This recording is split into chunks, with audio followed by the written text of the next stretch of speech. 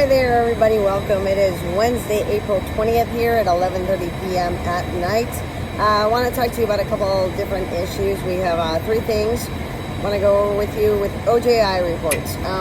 If you are injured at work and you feel that you need to fill out an OJI, please do. Please find a manager. Make sure that you are finding a manager. Fill out that report the day that it happened. I believe that you have up to 3 to 5 days to report it to a manager, but please make sure that if you are injured and you suspect anything wrong, such as a broken bone, broken finger, sprained, anything on your body that you have done at work that is hurting, please fill out that report. It is very important that you do so. That's the way to open up the case for the OJI. It could be maybe you just sprained it, maybe you don't know what you did.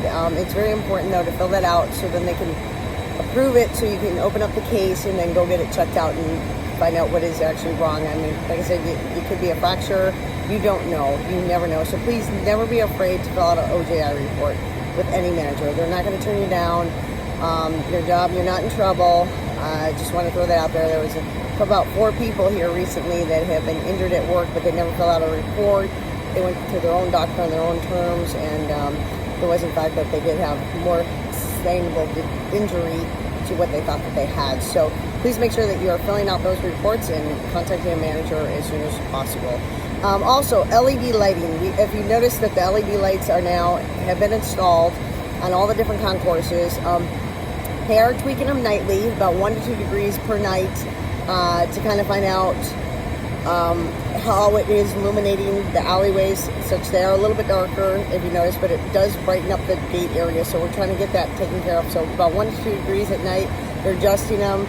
It is a slow process. We apologize for the inconvenience, but we will get it in the next couple weeks, so we can have full lighting everywhere where it's very visible to see, especially in the PMs. Also, next subject we have here is bypass pins.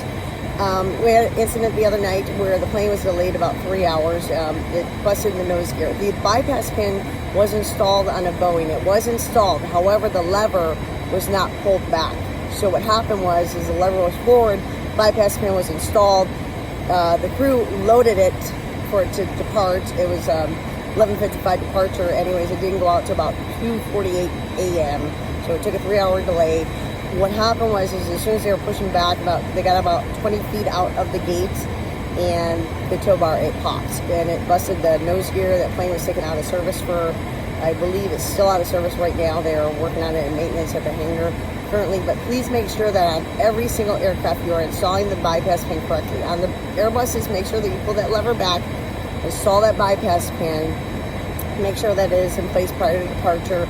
Everybody's job is to make sure ensure that aircraft is safe to go out to proceed to the next destination that is going to.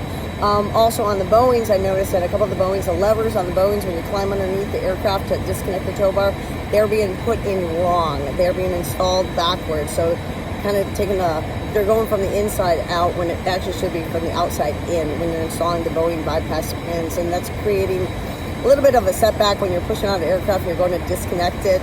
It makes it a little bit tougher for the wing walker to actually disconnect that aircraft. So please make sure that you are installing the bypass pins correctly, and therefore we can avoid any delays or any type of accident like that happened the other night. So again, thank you very much, and we're looking forward to your comments. If you have any questions, please reach out to me or Jason, and we appreciate it.